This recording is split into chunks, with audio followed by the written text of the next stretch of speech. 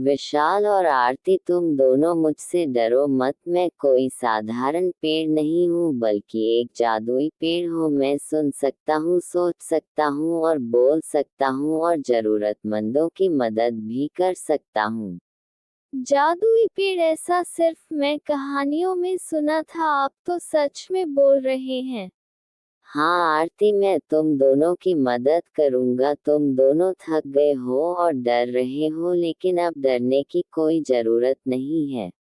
तो क्या हम आपके अंदर रह सकते हैं जादुई पेड़ जी? शांत विशाल, मैं तुम्हें अपने अंदर एक ऐसी जगह दूंगा जहां तुम बाहर की दुनिया से अच्छे से रह सकते हो। सुरक्षित और शांत वातावरण, मीठी हवा, सुगंधित खुशबू, रहने लायक सुंदर जगह। अब हम राहत भरी सांस ले सकते हैं। आपने तो मुझे एक नई जिंदगी दे दी है और हमारे परिवार को मरने से बचा लिया। आपका बहुत बहुत धन्यवाद जादुई पेड़ जी।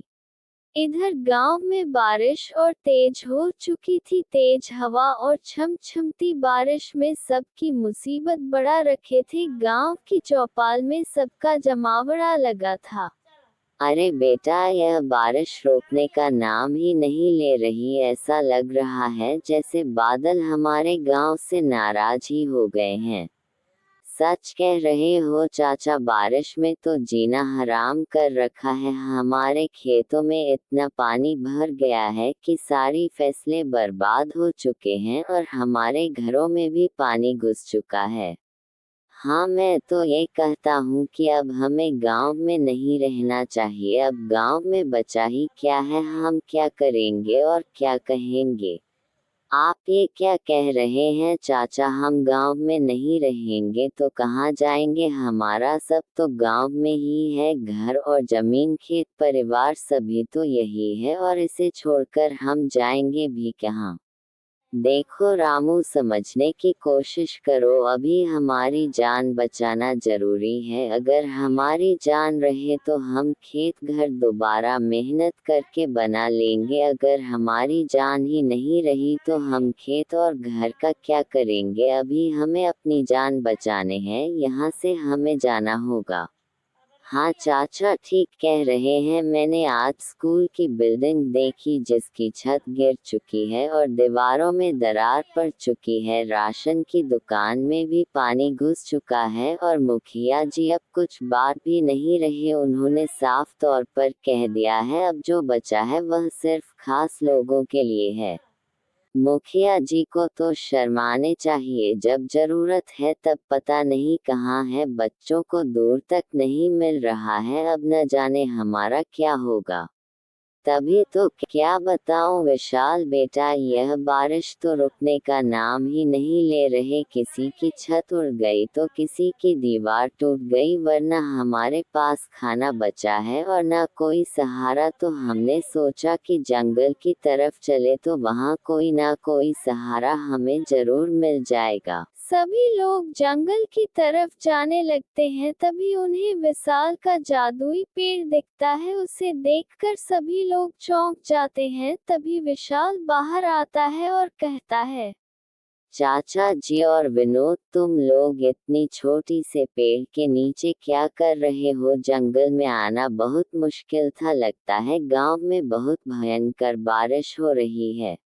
क्या बताऊं विशाल बेटा, यह बारिश तो रुकने का नाम ही नहीं ले रहे। किसी की छत उड़ गई तो किसी की दीवार टूट गई, वरना हमारे पास खाना बचा है और ना कोई सहारा। तो हमने सोचा कि जंगल की तरफ चले तो वहाँ कोई ना कोई सहारा हमें जरूर मिल जाएगा। अरे चाचा जी, आप मुझसे बड़े हैं और हमारे अपने हैं। जब तक हमारा दम चलेगा तब तक आपकी मदद करेंगे। ये पेड़, घर, झोपड़ी सभी तो आपके ही हैं। आप जितना दिन चाहे उतने दिन यहाँ रह सकते हैं। लिए चाचा जी अंदर आए। बेटा, तेरा बहुत बहुत धन्यवाद। यहाँ रहने के लिए झोपड़ी है और छत है और दीवार है, यहाँ सभी कुछ है और बारिश से बचाव भी है। बस एक चीज की कमी है, खाने की। सरपंची समझने की कोशिश कीजिए, सारा गांव खाली हो गया है, हर तरफ से बारिश का पानी हमारे गांव की तरफ बढ़ रहा है, हमारी जान को खतरा है, हमें भी गांव छोड़कर जाना होगा। लेकिन मैं क्यों जाऊं यहाँ से, मेरा घर अभी भी ठीक है, ना कोई दीवार में डरा रही है और मेरी छत भी ठीक है। गांव वाले इसलिए चले गए क्योंकि उनके पास पक्का घर नहीं था, मेरा घर बहुत मजबूत है और मेरे पास भरा हुआ राशन भी है, तो मैं क्यों छोड़ कर जाऊं। मुखिया जी, बात दीवारों की नहीं है, बल्कि यह तो प्राकृतिक आपदा है, बारिश रुकने का नाम नहीं ले रही, नदियां भी तूफान पर है, बाढ़ में आकर आपका घर बह गया या आपकी छत गिर गई तो इसका जिम्मेदार कौन होगा। शायद तुम सही कह रहे हो, मैं अपनी दीवारों पर इतना भरोसा करने लगा था कि ऊपर वाले का संकेत भी नहीं समझ पा रहा था, लगता है कि मुझे ऊपर वाला नाराज है, तभी तो सारा गांव खाली हो गया और मैं अकेला रह गया। चलिए मुखिया जी, यह वक्त अपनी जान बचाने का है, अगर आप रहेंगे तो गांव फिर से बस जाएगा, अगर आपको कुछ हो गया तो दोबारा गांव नहीं बन सकता है। चलो बेटा, मैं भी यह गांव छोड़ देता हूँ, लेकिन तुम एक वादा करो मुझे कि बारिश रुकने के बाद हम फिर से ये गांव बस आएंगे, एक एक ईंट लगाकर दोबारा अपने हम घर बनाएंगे।